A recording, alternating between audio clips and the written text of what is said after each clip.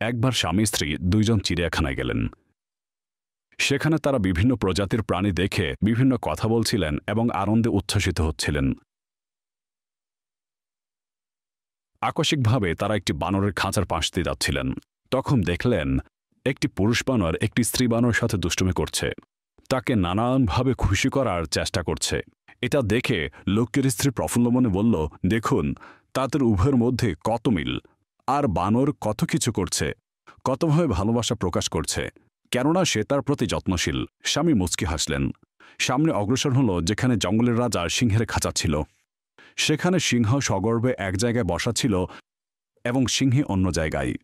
তখন স্ত্রী সুযোগ পেতেই ব্যঙ্গাত্মক স্বরে বলে উঠল, আপনার উদাহরণ একদমই এই সিংহের নাই, চুপচাপ এক জায়গায় বসে আছে, আর সিংহে বেচারি একা একা বিরক্ত হচ্ছে। তখন স্বামী বলে উঠল, ব্যাস 1 মিনিট দাঁড়াও, এখনই বাস্তবতা দেখাচ্ছি। স্বামী পুনরায় স্ত্রীকে বানরের খাঁচার কাছে নিয়ে গেল, যেখানে বানর আনন্দে উল্লাসে মগ্ন ছিল।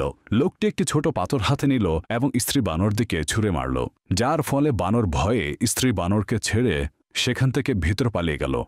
তারপর স্বামী তাকে সিংহের খাঁচার কাছে নিয়ে গেল এবং একই কাজ করল। কিন্তু সে যখনই সিংহের দিকে পাথর নিক্ষেপ করল, তখনই সিংহ তার দিকে গর্জন করে আক্রমণ করার জন্য ছুটে আসলো। অতঃপর সিংহের সামনে গিয়ে দাঁড়িয়ে গেল, যা দেখে স্বামী মুচকি হেসে বলল, এখন বলো, সিংহ ভালো নাকি বানর?